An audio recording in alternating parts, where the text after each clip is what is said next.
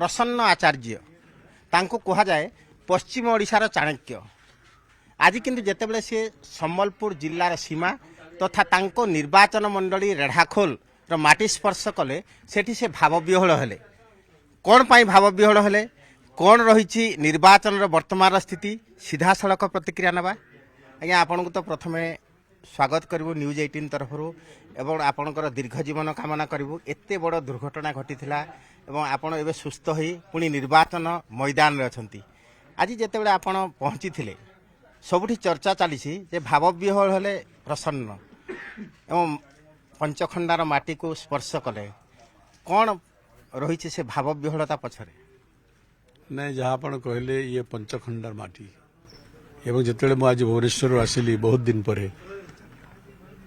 एवं से माटी मु पहुँचली मोर मन भितर एक अद्भुत शक्तिर उद्गिरण है अनुभव कली एवं जिते पहुँचली रेढ़ाखोल जो प्रकार अद्भुत जनसमर्थन मु देखली एवं जनसमागम देखली एवं केवल जनसमागम सेटा नुहे भल पाइबार स्नेह करिवार आपणेबार एक तरंग मुझे देखिली जोटा मो जीवन में देखी नी सेटा मन भितर केवल भावनाता सृष्टि कला नहीं मन भितर प्रबल उत्साह शक्ति कला अफुरंत शक्ति जागृत है।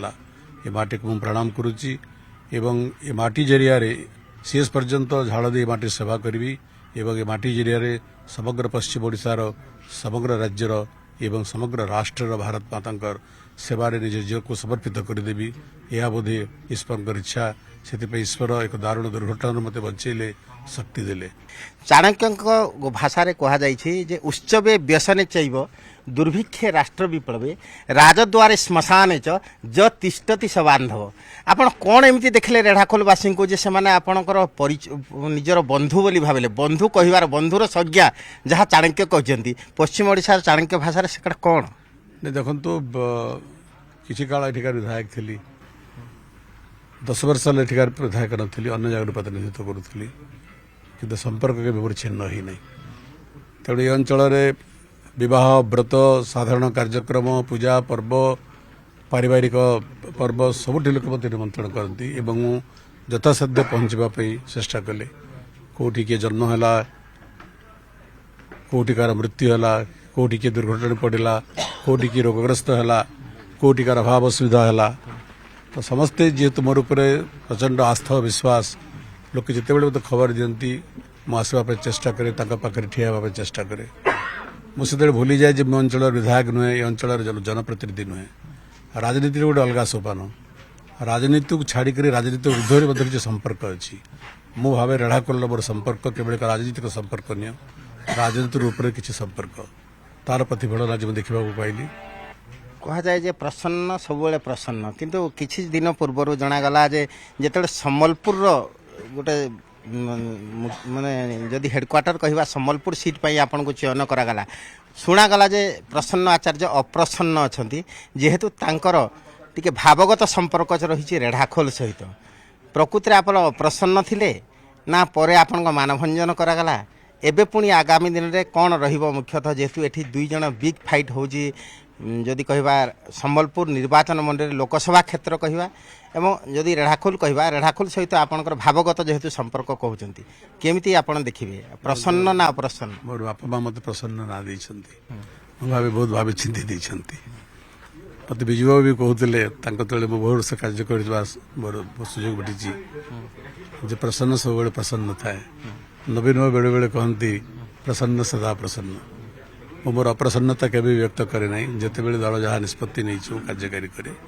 एवं विगत सप्ताह मानक आप देखी कौन जगार सर्वसाधारण मोर सीट विषय कौन अप्रसन्नता मु व्यक्त करना अनेक चर्चा है मीडिया चर्चा है खबर कागज चर्चा है सब कहे मो दलर जन अनुगत कर्मी गोटे श्रृंखलित कार्यकर्ता दल जिते बड़े जो कार्य मत संपन्न कर आंतरिकता सहित करने चेष्टा करगू भी करेंगे। जहाँ बिग फाइट कथा कह सम्बलपुर लोकसभा क्षेत्र में जेहेतु आपन सम्बलपुर एवं पश्चिम ओडिशा सहित ओतप्रोत भाव जड़ित कहुए बिग फाइट होची भारतीय जनता पार्टी जड़े वरिष्ठ नेता तांकर केन्द्रमंत्री लड़ुंट एवं जदि कहवा ताहले विजु जनता दल जहाँ को कह सांगठनिक संपादक सी लड़े कर क्षेत्र देखिले आपण केमती भावुं ମୁଁ ଭାବେ ଯେ every election is big fight. ସେ ବଡ଼ ଜାଗାରେ ହଉ ଛୋଟ ଜାଗାରେ ହଉ ପ୍ରସିଦ୍ଧ ପ୍ରାର୍ଥୀ ଥାନ୍ତୁ ସାଧାରଣ ପ୍ରାର୍ଥୀ ଥାନ୍ତୁ ପ୍ରାର୍ଥୀ ଇଲେକ୍ସନ୍ ସବୁ ଭାବେ every election is big fight. ମୁଁ କୌଣସି ନିର୍ବାଚନକୁ ନ୍ୟୁନ ଭାବରେ ନିଏ ନାହିଁ, ସବୁ ନିର୍ବାଚନକୁ ଗମ୍ଭୀରତାର ଭାବରେ ନିଏ ଏବଂ ଯିଏ ଯୋଉଠି ବି ପ୍ରତିଦ୍ୱନ୍ଦିତା କଲା ସେମାନେ ଗୋଟେ ବିଗ୍ ଫାଇଟ୍ର ଅଂଶବିଶେଷ ସେମାନେ। ସେ ସମ୍ବଲପୁର ହଉ ସେ କେନ୍ଦ୍ରାପଡ଼ା ହଉ ସେ ବରଗଡ଼ ହଉ ସେ ଝାରସୁଗୁଡ଼ା ହଉ ସେ ବ୍ରଜରାଜନଗର ହଉ ସେ କଟକ ହଉ କି ସେ ଭଦ୍ରକ ହଉ। ତେଣୁ election is an election is always A big fight. ତ ଏଥର ଯାହା ତାହେଲେ ଆପଣ ଭାବୁଛନ୍ତି ପଞ୍ଚଖଣ୍ଡାରେ ଯାହା କୁହାଯାଏ ଆମେ ଯଦି 5 ଲୋକକୁ ଧରି କୁହାଯାଏ ଯେ ଯୋଉଠି 5 ଲୋକ ବସିଲେ ତାର ଗୋଟେ ପଞ୍ଚାୟତ, ତ ଇଏ ପଞ୍ଚଖଣ୍ଡାର ପଞ୍ଚାୟତ ଆପଣଙ୍କୁ ନିଶ୍ଚିନ୍ତ ଭାବରେ ସଫଳ କରିବ। ରେଢ଼ାଖୋଲ ଏକ ନିର୍ଣ୍ଣାୟକ ଭୂମିକା ନେବ। ମୋର ପୂର୍ଣ୍ଣ ବିଶ୍ୱାସ ଯେ ରେଢ଼ାଖୋଲବାସୀ ପୂର୍ବଠାରୁ ଆହୁରି ବହୁମତରେ ଆମକୁ ନିର୍ବାଚିତ କରିବେ, ଦଳକୁ ନିର୍ବାଚିତ କରିବେ। ସମ୍ବଲପୁରବାସୀ ମଧ୍ୟ ପାର୍ଲାମେଣ୍ଟ ପାଇଁ ବିଜୁ ଜନତା ଦଳକୁ ସମ୍ପୂର୍ଣ୍ଣ ଭାବରେ ସମର୍ଥନ କରିବେ। କାରଣ ବିଗତ ଅନେକ ବର୍ଷ ଧରିକରି ଆମ ସରକାର ନବୀନଙ୍କ ନେତୃତ୍ୱରେ ସମଗ୍ର ପଶ୍ଚିମାଞ୍ଚଳର ବିକାଶ ପାଇଁ ସାରା ଓଡ଼ିଶାର ବିକାଶ ପାଇଁ ଆମେ କାର୍ଯ୍ୟ କରୁଛୁ।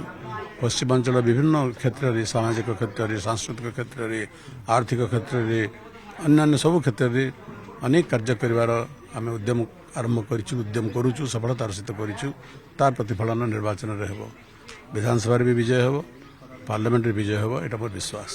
ଦେଖନ୍ତୁ ସିଧାସଳଖ ଶୁଣୁଥିଲେ ପ୍ରସନ୍ନ ଆଚାର୍ଯ୍ୟଙ୍କ କହିବା କଥା, ସେ ସଦା ପ୍ରସନ୍ନ ଏବଂ ଆଜି ମଧ୍ୟ ପ୍ରସନ୍ନ ଅଛନ୍ତି। ଆଗାମୀ ଦିନରେ ମଧ୍ୟ ଆପଣ ଦେଖିବେ ଯେ ରେଢ଼ାଖୋଲ ହେଉ କିମ୍ବା ସମ୍ବଲପୁର ଲୋକସଭା ହେଉ ବିଜୁ ଜନତା ଦଳ ନିଶ୍ଚୟ ବାଜିମାତ କରିବ ଏବଂ ସମସ୍ତଙ୍କୁ ପ୍ରସନ୍ନ ବଦନ ଦେଖିବାକୁ ମିଳିବ। ସମ୍ବଲପୁର ତ୍ରିବିକ୍ରମ ପ୍ରଧାନ, ନ୍ୟୁଜ୍ 18 ଓଡ଼ିଆ।